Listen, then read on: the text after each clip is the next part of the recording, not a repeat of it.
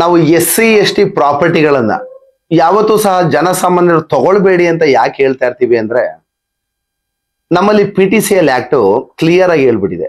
ಯಾವುದೇ ಪರಿಶಿಷ್ಟ ಜಾತಿ ಮತ್ತು ಪಂಗಡದ ಜಮೀನುಗಳನ್ನ ಪರಬಾರೆ ಮಾಡುವುದಲ್ಲ ನಿಷಿದ್ಧ ಅಂತ.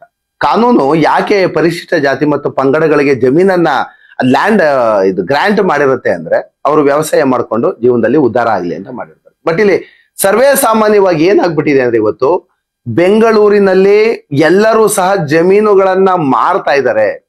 ಇಲ್ದಿರ ಡೆವಲಪ್ಮೆಂಟ್ ಮಾಡಿ ಲೇಔಟ್ಗಳನ್ನ ಮಾಡಿ ಮಾರಾಟ ಮಾಡ್ಬಿಟ್ಟಿದ್ದಾರೆ. ಇವತ್ತು ಬೆಂಗಳೂರಿನಲ್ಲಿ ಸಮಸ್ಯೆ ಏನಾಗಿದೆ ಅಂದ್ರೆ, ಎಲ್ಲ SC ST ಲ್ಯಾಂಡ್ಗಳನ್ನ ಇವತ್ತು ಲೇಔಟ್ಗಳನ್ನಾಗಿ ಮಾರಿ ಮಾರಾಟ ಮಾಡ್ಬಿಡ್ತಾರೆ. ಇಲ್ಲಿ ಸಮಸ್ಯೆ ಏನಾಗುತ್ತೆ ಅಂದ್ರೆ, ಈಗ ಗ್ರಾಹಕರು ಸೈಟ್ ಅನ್ನ ತಗೊಳ್ಳೋದಕ್ಕೆ ಹೋಗ್ತಾರೆ ಅಂತ ತಿಳ್ಕೊಳ್ಳಿ. ಅಲ್ಲಿ ಅವರು ಪರಿಶಿಷ್ಟ ಜಾತಿ ಮತ್ತು ಪಂಗಡಕ್ಕೆ ಸೇರಿದವರು ಆಗಿದ್ದಾರೆ ಅಂತ ಗೊತ್ತಾಗೋದು ಹೇಗೆ? ಈ ಸರ್ವೇ ಸಾಮಾನ್ಯವಾಗಿ ಏನಾಗುತ್ತೆ, ಯಾವುದೇ ಈ ಜನಾಂಗಕ್ಕೆ ಸೇರಿದಂತಹ ವ್ಯಕ್ತಿಗಳು ಏನ್ ಮಾಡ್ತಾರೆ ಅಂದ್ರೆ, ನಾವು ಪರಿಶಿಷ್ಟ ಜಾತಿ ಮತ್ತು ಪಂಗಡದವರಲ್ಲ, ಜನರಲ್ ಅಂತ ಹೇಳ್ಬಿಟ್ಟು ಸೇಲ್ ಮಾಡ್ಬಿಡ್ತಾರೆ. ಸಾರ್ವಜನಿಕರಿಗೆ ಏನಾಗುತ್ತೆ, ಸೈಟ್ ತಗೊಳ್ಳೋರ್ಗೆ ಅವರು ಜನರಲ್ ಅಂತಪ್ಪ, ಎಲ್ಲ OBC ಕ್ಯಾಟಗರಿಗೆ ಬರ್ತಾರೆ, ಇಲ್ಲ ಯಾವ್ದೋ ಗೌಡ್ರೋ ಒಕ್ಲಿಗರೋ ವೀರಶೈವರೋ ಅಂದ್ಕೊಂಡು ಮಾಡ್ಬಿಡ್ತಾರೆ. ಆದ್ರೆ ಅದರ ಮೂಲ ದಾಖಲಾತಿಗಳಿಗೆ ಒಕ್ಕಿ ನೋಡಿದಂತ ಸಂದರ್ಭದಲ್ಲಿ PTCL ವ್ಯಾಪ್ತಿಗೆ ಒಳಪಟ್ಬಿಡುತ್ತೆ. ಯಾರೋ ಅಕ್ಕಪಕ್ಕದವ್ರು ಹೇಳ್ತಾರೆ, ಅವರು SC ST ಗಳ ಲ್ಯಾಂಡ್ ತಗೋಬಿಟ್ಟಿದಾರಪ್ಪ ನೀವು ಅಂದಾಗ ಇವ್ರಿಗೆ ಜೀವ ಕೈಗೆ ಬಂದ್ಬಿಡುತ್ತೆ. ಸ್ನೇಹಿತರೆ, ನಾವ್ ಯಾಕೆ SC ST ಲ್ಯಾಂಡ್ಗಳನ್ನ ನೀವು ತಗೊಳ್ಬೇಡಿ ಅಂತ ಹೇಳ್ತಾ ಇರ್ತೀವಿ ಅಂದ್ರೆ, ನೋಡಿ ಇದೇ ಸಮಸ್ಯೆ. ಇದನ್ನ SC ST ಲ್ಯಾಂಡ್ಗಳನ್ನ ತಗೊಂಡಿದಾರಲ್ಲ, ತಗೊಂಡು ಮೋಸ ಹೋಗಿರ್ತಾರೆ ಅಥವಾ ಆ ಸಮಸ್ಯೆಗೆ ಸಿಲ್ಕ್ ಹಾಕೊಂಡಿರ್ತಾರಲ್ಲ, ಅಂತವ್ರಿಗೆ ಈ ಒಂದು ವಿಡಿಯೋ ಅರ್ಪಣೆ. ಒಂದು ವಿಡಿಯೋ ಸಂಪೂರ್ಣವಾದ ಮಾಹಿತಿಯನ್ನ ಕೊಡ್ತೀನಿ. ನೋಡಿ, ನಮ್ಮ ಬೆಂಗಳೂರು ಗ್ರಾಮಾಂತರ ಮತ್ತೊಂದು ನಮ್ಮ ಕರ್ನಾಟಕದ ಸುತ್ತಮುತ್ತಲ ಎಲ್ಲಾ ಭಾಗಗಳು ಕೂಡ SC ST ಲ್ಯಾಂಡ್ಗಳನ್ನ ನೀವು ತಗೋಬಿಟ್ಟಿರ್ತೀರಾ, ಅಥವಾ ನಿಮ್ಗೆ ಅವ್ರ ಜಾತಿಯನ್ನ ಹೇಳ್ದಲೆ ಮಿಸ್ಲೀಡ್ ಅನ್ನ ಮಾಡಿ ನಿಮ್ಗೆ ಮಾರಾಟ ಮಾಡ್ಬಿಟ್ಟಿರ್ತಾರೆ. ಅಂತ ಸಂದರ್ಭದಲ್ಲಿ ನಾವ್ ಏನ್ ಸರ್ ಮಾಡ್ಬೇಕು? ಜಾಗದ ಹತ್ರ ಹೋದ್ರೆ ಸಾಕು ಸರ್ ಅಟ್ರಾಸಿಟಿ ಆಗ್ತೀವಿ ಅಂತಾರೆ. ಸ್ನೇಹಿತರೆ, ನೀವು ಜಾಗವನ್ನ ಲೀಗಲ್ ಆಗಿ ಒಂದು ಸೇಲ್ ಡೀಡ್ ಮೂಲಕ ನೀವು ಖರೀದಿ ಮಾಡಿದ ನಂತರ ನಿಮ್ಗೂ ಅಟ್ರಾಸಿಟಿಗೂ ಸಂಬಂಧ ಇಲ್ಲ. ನೀವು ಜಾಗವನ್ನ ತಗೊಂಡಿರ್ತೀರಾ, ನೀವು ಸೈಟ್ ಓನರ್, ಅವರು ಮಾರಿರ್ತಾರೆ ಸೆಲ್ಲರ್ ಅವರು. ಈ ಸೆಲ್ಲರ್ಗೂ ಮತ್ತು ಬೈಯರ್ಗೂ ನಡುವೆ ಅಟ್ರಾಸಿಟಿಗೂ ಜಾತಿ ನಿಂದನೆಗೂ ಏನು ಬದ್ಧತೆ ಇದೆ? ಸರ್ವೇ ಸಾಮಾನ್ಯವಾಗಿ ನಮ್ಮಲ್ಲಿ ಈ ಲಿಟಿಗೇಷನ್ ಪ್ರಾಪರ್ಟೀಸ್ ಅಂತ ಏನ್ ಕರಿತೀವಿ, ಮಾತೆತ್ತರು ಏನ್ ಮಾಡ್ತಾರೆ ಅಂದ್ರೆ, SC ST ಲ್ಯಾಂಡ್ಗಳನ್ನ ನೀವು ಖರೀದಿ ಮಾಡ್ಬಿಡ್ತೀರಾ ಅಂತ ತಿಳ್ಕೊಳ್ಳಿ. ಪಾಪ ಅವರು ಟ್ರೂ ಬಿ ಜೆನ್ಯೂನ್ ಆಗಿ ಸೇಲ್ ಡೀಡ್ ಮಾಡಿರ್ತಾರೆ, SR ವ್ಯಾಲ್ಯೂಯೇಷನ್ ಕಟ್ಟಿರ್ತಾರೆ, ರಿಜಿಸ್ಟ್ರೇಷನ್ ಮಾಡಿಸ್ಕೊಂಡಿರ್ತಾರೆ. ಜಾಗದ ಹತ್ರ ಹೋದ್ರೆ ಸಾಕು ಅಂಬೇಡ್ಕರ್ದು ಫೋಟೋ ಹಾಕ್ಬಿಡೋದು, ಇದು ದಲಿತ ಜನಾಂಗಕ್ಕೆ ಸೇರಿದ ಜಮೀನು ಅಂತ ಹಾಕ್ಬಿಡ್ತಾರೆ. ದುಡ್ಡು ತಗೊಳ್ಳುವಾಗ ಯಾವ ಜನಾಂಗ ಅಂತ ಗೊತ್ತಿರಲ್ವಾ? ಮಾರುವಾಗ ಪಾಪ ಅವರು ಕಷ್ಟ ಬಿದ್ದು ಸಂಪಾದನೆ ಮಾಡಿ ದುಡ್ಡನ್ನ ಕೊಟ್ಟಿರ್ತಾರೆ. ಆಗ ನಿಮ್ಗೆ ಯಾವ ಜಾತಿಯ ದುಡ್ಡು ಅಂತ ಗೊತ್ತಿರಲ್ವಾ? ನಿಮ್ಗೆ ಜಾತಿಯನ್ನ ದುರುಪಯೋಗ ಪಡಿಸ್ಕೊಳ್ಬೇಕು ಅಂದ್ರೆ ಈ ರೀತಿ ಎಲ್ಲ ಮಾಡೋದು. ಆಮೇಲೆ ಏನಾಗುತ್ತೆ, ಈ ಸರ್ವೇ ಸಾಮಾನ್ಯವಾಗಿ ನಾವು ನೂರಾರು ಕೇಸ್ಗಳನ್ನ ಅಟೆಂಡ್ ಮಾಡ್ತಾ ಇರ್ತೀವಿ. ಜಾತಿಯನ್ನ ಎಷ್ಟು ಮಿಸ್ಯೂಸ್ ಮಾಡ್ಕೊಳ್ತಾರೆ ಅಂದ್ರೆ, ಪಾಪ ಅವ್ರಿಗೆ ಲ್ಯಾಂಡ್ ಓನರ್ಗೆ ಏನಾಗುತ್ತೆ ಅದು ಗೊತ್ತೇ ಆಗೋದಿಲ್ಲ. ಯಾರು ಹೇಳ್ಕೊಟ್ಬಿಡ್ತಾರೆ, ನಿಮ್ಗೆ ಸಮಾಜ ಕಲ್ಯಾಣ ಇಲಾಖೆನಲ್ಲಿ ನಮ್ಮ ಜಾರಿ ನಿರ್ದೇಶನದಲ್ಲಿ ಅಟ್ರಾಸಿಟಿ ಕೇಸ್ ಬುಕ್ ಮಾಡಿದ್ರೆ ಸಾಕು ದುಡ್ಡು ಬರುತ್ತೆ, FIR ಹಾಕಿದ್ರೆ ಸಾಕು ಅವ್ರಿಗೆ ದುಡ್ಡು ಬರುತ್ತೆ. ಇವೆಲ್ಲ ಏನಾಗುತ್ತೆ, ಕಾನೂನನ್ನ ದುರುಪಯೋಗ ಪಡಿಸ್ಕೊಳ್ಳೋದು. ನಾನು ನೋಡಿದೀನಿ, ತುಂಬಾ ಜಾಗಗಳನ್ನ ನೋಡಿದೀನಿ. ಆಮೇಲೆ ನೀವು ಸಾರ್ವಜನಿಕರು ತುಂಬಾ ಅಬ್ಸರ್ವ್ ಮಾಡಿಬೇಕಾದ್ರೆ, ನೀವ್ ಯಾವಾಗ SC ST ಲ್ಯಾಂಡ್ಗಳನ್ನ ತಗೊಂಡ್ಬಿಡ್ತೀರಾ, ತಗೊಂಡಾಗ ನಮ್ಮ ಮಕ್ಕಳು ಸಿಗ್ನೇಚರ್ ಹಾಕಿಲ್ಲ, ನನ್ನ ಹೆಂಡತಿ ಮಕ್ಕಳಿಗೆ ಈ ಮಾಹಿತಿನೇ ಗೊತ್ತಿಲ್ಲ, ನಾನು ಅವ್ರ ಹೆಂಡತಿ, ನೀವು ನನ್ನ ಗಂಡಂಗೆ ಕುಡಿಸ್ಬಿಟ್ಟು ಸಿಗ್ನೇಚರ್ ಹಾಕಿಸ್ಕೊಬಿಟ್ಟಿದ್ದೀರಾ, ನಮ್ಮ ಮಕ್ಕಳಿಗೆ ಮಾಹಿತಿನೇ ಕೊಡ್ದಂಗೆ ಸಿಗ್ನೇಚರ್ ಹಾಕಿಸ್ಕೊಬಿಟ್ಟಿದ್ದೀರಾ. ಇನ್ನೊಂದ್ಸಲ ಏನಾದ್ರು ಜಾಗದ ಹತ್ರ ಬಂತು ಅಂದ್ರೆ ಅಟ್ರಾಸಿಟಿ ಕೇಸ್ ಬುಕ್ ಮಾಡ್ತೀನಿ. ಅಟ್ರಾಸಿಟಿಗೂ ಸಹ ಈ ಏನು ಜಾತಿ ನಿಂದನೆ ಅಂತ ಬರುತ್ತಲ್ಲ, ಅದಕ್ಕೂ ಸಹ ಕಾನೂನು ಒಂದಷ್ಟು ಇದನ್ನ ಮಾಡ್ಕೋತೀವಿ. ಈಗ ಕಾನೂನುಬದ್ಧವಾಗಿ ನೀವು ಸೈಟ್ ತಗೊಂಡಿರ್ತೀರ, ಕಾನೂನುಬದ್ಧವಾಗಿ ಅವ್ರು ಮಾರಾಟ ಮಾಡಿರ್ತಾರೆ, ದುಡ್ಡು ಕೊಟ್ಟಿರ್ತೀರಾ, ಸಬ್ ರಿಜಿಸ್ಟರ್ DD ಹಾಕಿರ್ತೀರಾ. ಇದಕ್ಕೆಲ್ಲದಕ್ಕೂ ಒಳಪಟ್ಟಂತೆ ನೀವು ಅಟ್ರಾಸಿಟಿಯನ್ನ ಮಾಡ್ತೀವಿ ಅಂತ ಅದನ್ನ ಮಿಸ್ಯೂಸ್ ಮಾಡ್ಕೊಂಡಾಗ ನಿಮ್ಮ ಮೇಲೂ ಸಹ ಕೇಸ್ಗಳಾಗ್ತದೆ.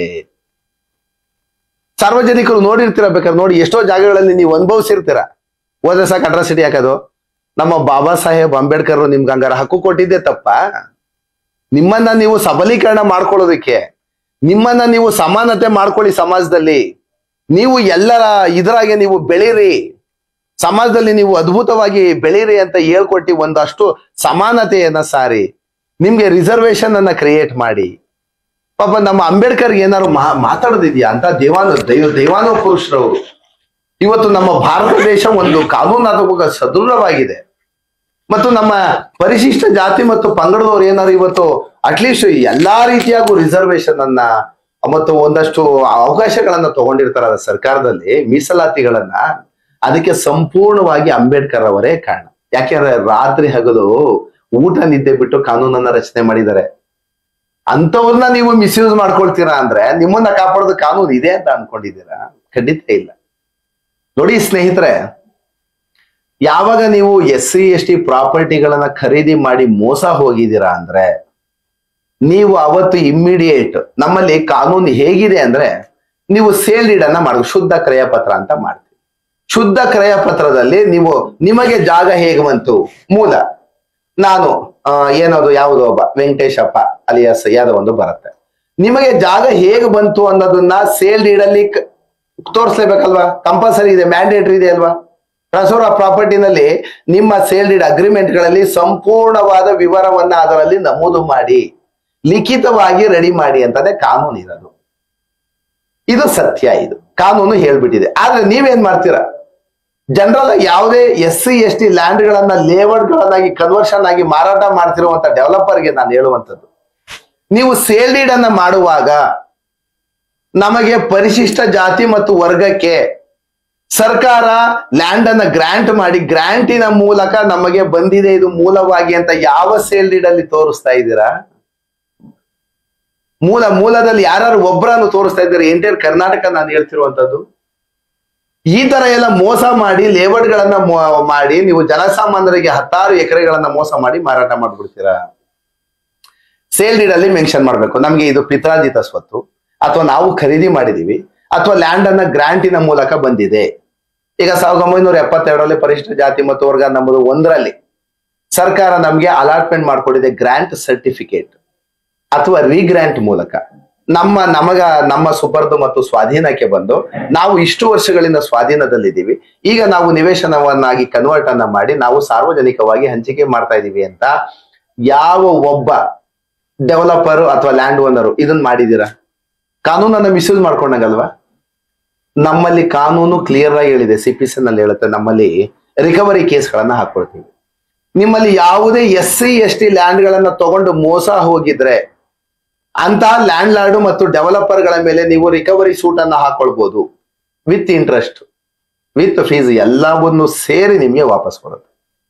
ಯಾವಾಗ ನಿಮ್ಗೆ ಈ ಜಾತಿ ಮತ್ತು ಮುಖಿ ಎಲ್ಲವನ್ನು ಬದಿಗೊತ್ತಿ ಅದನ್ನೆಲ್ಲ ಮುಚ್ಚುಮರೆ ಮಾಡ್ಬಿಟ್ಟು ನಿಮ್ಗೆ ಸೇಲ್ ಮಾಡ್ಬಿಟ್ಟಿರ್ತಾರೆ, ನೀವು ಏನು ಸೇಲ್ ಅಮೌಂಟ್ಗೆ ರಿಜಿಸ್ಟ್ರೇಷನ್ ಮಾಡಿರ್ತೀರಾ ಆ ಒಂದು ದುಡ್ಡನ್ನು ವಾಪಸ್ ಪಡ್ಕೊಳ್ಳೋದಕ್ಕೆ ಸಂಪೂರ್ಣವಾಗಿ ಕಾನೂನಲ್ಲಿ ಹಾಕಿದೆ, ಸಂಪೂರ್ಣವಾದ ಹಾಕಿದೆ ಕಾನೂನಿದೆ. ಏನು SC/ST ಲ್ಯಾಂಡ್ ಗಳನ್ನ ತಗೊಳ್ಬಾರ್ದು ಅಂತ ಹೇಳಿದ್ರೆ ಎಷ್ಟು ನಾವು ಹೇಳ್ತೀವಿ, ಅದು ಯಾಕಂದ್ರೆ ಸಾರ್ವಜನಿಕರಿಗೆ ಹೇಳುವಂಥದ್ದು, ನೀವು ದುಡ್ಡು ಕೊಟ್ಟು ತಗೊಂಡಿರ್ತೀರಾ, ಪಾಪ ಅವ್ರಿಗೂ ಗೊತ್ತಿಲ್ಲದಲ್ಲೇ ಮಾರ್ಬಿಡ್ತಾರೆ ಅಂತ ತಿಳ್ಕೊಳ್ಳಿ, ಆಯ್ತು ನಾವ್ ಯಾವತ್ತೂ ಹೋಗಲ್ಲಪ್ಪ ಅಂತ. ಅಕಸ್ಮಾತ್ ನಿಮ್ಮ ಮಕ್ಕಳು ಬರ್ಬೋದು, ನಿಮ್ಮ ಮೊಮ್ಮಕ್ಕಳು ಕೇಸ್ ಹಾಕ್ಬೋದು, ತಗೊಂಡವ್ರಿಗೆ ಅನ್ಯಾಯ ಆಗತ್ತಲ್ಲ. ಪಾಪ ಅವರು 5 ವರ್ಷ 10 ವರ್ಷ 15 ವರ್ಷ ಕೋರ್ಟ್ ಕಲಿಬೇಕು, ದುಡ್ಡು ಕೊಟ್ಟಿದ್ದ ತಪ್ಪಿಗೆ ಕೋರ್ಟಲ್ಲಿ ಕೇಸ್ ಹಾಕೊಂಡು ಯಾಕೆ ಕಲಿಬೇಕು? ಇದು ತಪ್ಪಲ್ವಾ? ಹಂಗಾಗಿ ಏನಾಗುತ್ತೆ, ಅಕಸ್ಮಾತ್ ನಮ್ಮ SC/ST ಜನಾಂಗದವ್ರು ಅಂದ್ರೆ ಪರಿಶಿಷ್ಟ ಜಾತಿ ಮತ್ತು ಪಂಗಡದವ್ರು ಅಶಿಕ್ಷಿತರು ಇರ್ತಾರೆ, ಅಕಸ್ಮಾತ್ ಗೊತ್ತಿಲ್ದಲ್ಲೇನೋ ಲ್ಯಾಂಡ್ ಡೆವಲಪರ್ಗಳು ಮೋಸ ಮಾಡ್ಬಿಟ್ಟು ಮಾರಿಸ್ಬಿಡ್ತಾರೆ. ಈ ಡೆವಲಪರ್ದೆಲ್ಲ ಇದೇನೆ ನಮ್ಮ ಬೆಂಗಳೂರಲ್ಲಿ, ಸೈಟ್ ಅನ್ನ ಸೇಲ್ ಮಾಡ್ಬಿಟ್ಟು ಊರ್ ಬಿಟ್ಬಿಡ್ತಾರೆ, ಅವ್ರ ಫೋನ್ ನಂಬರ್ ಸ್ವಿಚ್ ಆಫ್ ಆಗ್ಬಿಡ್ತದೆ, ಅಡ್ರೆಸ್ ಲ್ಯಾಪ್ಸ್ ಆಗ್ಬಿಡ್ತದೆ, ಅಡ್ರೆಸ್ ಇನ್ನೊಂದ್ ಕಡೆ ಇಟ್ಕೊಂಡಿರ್ತಾರೆ, ಆಫೀಸೇ ಬೇರೆ ಕಡೆ ಟ್ರಾನ್ಸ್ಫರ್ ಮಾಡ್ಬಿಡ್ತವೆ. ಇದು ದಿನ ಬೆಳಗಾರೆ ಆಗ್ತಾ ಇರತ್ತೆ. ಹಂಗಾಗಿ ಲೇಔಟ್ ಅಲ್ಲಿ ಜಾಗ ಖರೀದಿ ಮಾಡೋರಂತೂ ತುಂಬಾ ಯೋಚನೆ ಮಾಡಿ ಲೀಗಲ್ ಅನ್ನ ನೋಡ್ಕೊಂಡು ಯಾವ ಜಾತಿಗೆ ಸೇರಿದವರು, ಯಾವ ಇದು ಕನ್ವರ್ಷನ್ ಆಗಿದ್ಯಾ, ಲೇಔಟ್ ಅಪ್ರೂವಲ್ ಆಗಿದೆಯಾ, ಇವೆಲ್ಲ ನೋಡ್ಕೊಂಡು ಮಾಡ್ಬೇಕಾಗ್ತದೆ. ನಮ್ಮಲ್ಲಿ ಏನಾಗ್ತದೆ, ಎಷ್ಟೋ ಜನ ಈ ಪರಿಶಿಷ್ಟ ಜಾತಿ ಮತ್ತು ಪಂಗಡದವರು ಮುಗ್ಧರು ಇರ್ತಾರೆ, ಗೊತ್ತಾಗೋದಿಲ್ಲ ಅವ್ರಿಗೆ, ಈ ತರ ಸೇಲ್ ಮಾಡಿಸ್ಬಿಡ್ತಾರೆ. ಕೋರ್ಟ್ ಅಲ್ಲಿ ನಿಮ್ಮ ಮೇಲೆ ಅಂದ್ರೆ ಯಾರು ಖರೀದಿ ಮಾಡಿರ್ತಾರಲ್ಲ ಅವರು ಅಂತವರ ಮೇಲೆ ಲ್ಯಾಂಡ್ ಲಾರ್ಡ್ ಗಳ ವಿರುದ್ಧ ನೀವು ರಿಕವರಿ ಸೂಟ್ ಅನ್ನ ಹಾಕಿ ನೀವೇನು ದುಡ್ಡನ್ನ ಕೊಟ್ಟಿರ್ತೀರಾ ಅದನ್ನ ವಾಪಸ್ಸನ್ನ ಪಡ್ಕೊಳ್ಳೋದಕ್ಕೆ ಕಾನೂನು ನಿಮ್ಗೆ ಸಂಪೂರ್ಣವಾದ ಹಾಕೊಟ್ಟಿದೆ. ಅಂದ್ರೆ ಏನಾಗ್ಬಿಡುತ್ತೆ, ನಮ್ಮಲ್ಲಿ ಜನಗಳಿಗೆ ಏನಾಗ್ಬಿಡುತ್ತೆ, ಸಾರ್ SC ಲ್ಯಾಂಡ್ ತಗೊಂಡು ನಾವು ಮೋಸ ಹೋದು, ಖಂಡಿತ ಇಲ್ಲ. ಅದು ಕಾನೂನು ಜಾಗ ಅವ್ರಿಗೆ ಹೋಗುತ್ತೆ, ಜಾಗವನ್ನ ಸೆಕ್ಷನ್ 4 ಅಲ್ಲಿ ನಾವೇನು ಹೇಳೋದಕ್ಕೆ ಬರೋದಿಲ್ಲ, ಯಾಕೆಂದ್ರೆ ರೆಸ್ಟೋರೇಷನ್ ಆಫ್ ದ ಲ್ಯಾಂಡ್ ಅಲ್ಲಿ ಲ್ಯಾಂಡ್ ವಾಪಸ್ ಹೋಗ್ಬಿಡುತ್ತೆ, ಬಟ್ ನಿಮ್ಮ ದುಡ್ಡಂತೂ ವಾಪಸ್ ಬರುತ್ತೆ. ದುಡ್ಡಂತೂ ವಾಪಸ್ ಕೊಟ್ಬಿಟ್ಟು ಜಾಗವನ್ನ ನಿಮ್ಮ ಹೆಸರಿಗೆ ಬದಲಾಯಿಸ್ಕೊಳ್ಬಹುದು, ಅಥವಾ ದುಡ್ಡನ್ನ ನಿಮ್ಮ ಹೆಸರಿಗೆ ಕೋರ್ಟ್ ಅಲ್ಲೇ ಕೇಸ್ ರಿಕವರಿ ಸೂಟ್ ಅನ್ನ ಹಾಕಿದಾಗ ಕೋರ್ಟ್ ಖಂಡಿತವಾಗೂ ನಿಮ್ಮ ಹೆಸರಿಗೆ ದುಡ್ಡು ವಾಪಸ್ ಕೊಡೋದಕ್ಕೆ ಕಾನೂನು ಅವಕಾಶ ಇದೆ. ಒಂದು ದಾವೆಯನ್ನ ಹೂರ್ಕೊಂಡು ನಿಮ್ಮ ದುಡ್ಡನ್ನ ನೀವು ಸಂಪೂರ್ಣವಾಗಿ ವಾಪಸ್ ತಗೋಬಹುದು. ಇದು SC ST ಲ್ಯಾಂಡ್ ಗಳನ್ನ ಏನ್ ತಗೊಂಡಿರ್ತಾರೆ, ಸೈಟ್ ಓನರ್ಸ್ ಅಥವಾ ಲ್ಯಾಂಡ್ ಬೈಯರ್ಸ್ ಮತ್ತೊಂದು ಮಗನವ್ರು ಇರ್ತಾರಲ್ಲ, ಇವ್ರಿಗೆ ನೀವು ಏನಾದ್ರು ಮಿಸ್ ಆಗಿ ಏನಾಗುತ್ತೆ, ಈಗ 1970 ತಗೊಂಡಿರ್ತಾರೆ, 70 1 ಎಕರೆ ಬಂದು 1 ಲಕ್ಷ, ಅಕಸ್ಮಾತ್ ಒಂದು 20,000 30,000 ಇರುತ್ತೆ. ಇವತ್ತು 2025 1 ಎಕರೆ ಬಂದು 4 ಕೋಟಿ 5 ಕೋಟಿ ಇರ್ತವೆ. ನಮ್ ಸರ್ಜಾಪುರ ವೈಟ್ ಫೀಲ್ಡ್ ಅಲ್ಲಂತೂ 40 ಕೋಟಿ 50 ಕೋಟಿ ಒಂದು ಇದಿದೆ. ಪ್ರೆಸೆಂಟ್ ಮಾರ್ಕೆಟ್ ವ್ಯಾಲ್ಯೂ ಅನ್ನ ಕೊಟ್ಟು ರಿಜಿಸ್ಟರ್ ಮಾಡಿಸ್ಕೊಳ್ಬೇಕಾಗ್ತದೆ. ಇದು ಕಾನೂನು ಹೇಳುವಂಥದ್ದು. ಯಾಕಂದ್ರೆ ನೀವು ಅವತ್ತು ಕೊಟ್ಟು ಅಸಂಬದ್ಧವಾಗಿ ಕೊಟ್ಟಿರ್ಬೋದು, ಕೊಡದಲ್ಲೇ ಏನಾರ್ಬೋದು, ಇವತ್ತು ಮಾರ್ಕೆಟಿನ ಇವತ್ತು SR ಸಬ್ ರಿಜಿಸ್ಟರ್ ವ್ಯಾಲ್ಯೂ ಅನ್ನ ಕೋರ್ಟ್ ಲೆಕ್ಕಾಚಾರ ಹಾಕಿ, ಇವತ್ತಿನ ಇದನ್ನ ಲೆಕ್ಕಾಚಾರ ಹಾಕಿ ಗ್ರಾಹಕರಿಗೆ ಏನಿದೆ ಪರ್ಚೇಸ್ ಮಾಡಿದವ್ರಿಗೆ ವಾಪಸ್ ಕೊಟ್ಬಿಟ್ಟು ಭೂಮಿಯನ್ನ, ಇದು 2 ಅವಕಾಶಗಳಿದೆ. ಒಂದು ಶಿಕ್ಷೆ ಮತ್ತು ಪರಿಹಾರ, ಕಾನೂನಲ್ಲಿ 2 ಇದೆ. ಜಮೀನನ್ನ ವಾಪಸ್ ತಗೋಬಹುದು, ಜಮೀನನ್ನ ಲೀಗಲ್ ಆಗಿ ಸೇಲ್ ಪರ್ಮಿಷನ್ ಮಾಡ್ಕೊಡ್ಬೋದು, ಇಲ್ಲ ಅಂದ್ರೆ ದುಡ್ಡನ್ನ ವಾಪಸ್ ಪಡ್ಕೊಡ್ಬೋದು. ಇದು 2 ಸಹ ಕಾನೂನಲ್ಲಿ ಅವಕಾಶ. ಆ ದುಡ್ಡನ್ನ ಯಾರು ಕೊಡ್ಬೇಕಾಗುತ್ತೆ? ಮಾರಿರೋರು ಅಂದ್ರೆ ಯಾರು, ಈಗ SC ST ಲ್ಯಾಂಡ್, ನಂದು SC ST ಲ್ಯಾಂಡ್, ನಾನು ಯಾರಿಗೊಬ್ರಿಗೆ ಮಾರ್ಬಿಟ್ಟಿದ್ದೀನಿ ಅನ್ಕೊಳ್ಳಿ, ಅವರು ನನ್ ಮೇಲೆ ಕೇಸ್ ಹಾಕಿದ್ರೆ ನಾನೇ ವಾಪಸ್ ಮಾಡ್ಕೊಡ್ಬೇಕು. ಅಥವಾ 4-5 ಕೈ ಬದಲಾಗಿದ್ರೆ, ನಮ್ಮಲ್ಲಿ 4 ಅಲ್ಲ 5 10 ಕೈ ಬದಲಾವಣೆ ಆಗಿದ್ರು ಸಹ 10 ಜನರನ್ನ ಡಿಫೆಂಡೆನ್ಸ್ ಮಾಡ್ತೀವಿ. 10 ಜನರನ್ನ ಡಿಫೆಂಡೆಂಟ್ ಮಾಡಿಸಿ ಕೇಸನ್ನ ಫೈಲ್ ಮಾಡ್ತೀವಿ. ಅದ ನಮಗ್ ಮಾರಾಟ ಮಾಡಿರೋರಿಗೆ ನಾವು ಮಾಡ್ತೀವಿ, ಅವ್ರು ಅದ್ರ ಮೇಲೆ ಅಂದ್ರೆ ಡಿಫೆಂಡೆನ್ಸ್ 10 ಜನನ ಕೋರ್ಟ್ ಮಾಡ್ಬಿಡ್ತೀವಿ. 10 ಜನನು ಬರ್ಬೇಕಾಗ್ತದೆ. ಆ ಕೋರ್ಟ್ ನ್ಯಾಯಾಧೀಕರಣ, ನಮ್ಮಲ್ಲಿ ಟ್ರಯಲ್ ಹೇಗ್ ನಡೆಯುತ್ತೆ ಅದ್ರ ಮೇಲೆ ಯಾರು ಕೊಡ್ಬೇಕು ಅಂತ ನಿರ್ಧಾರ ಆಗುತ್ತೆ.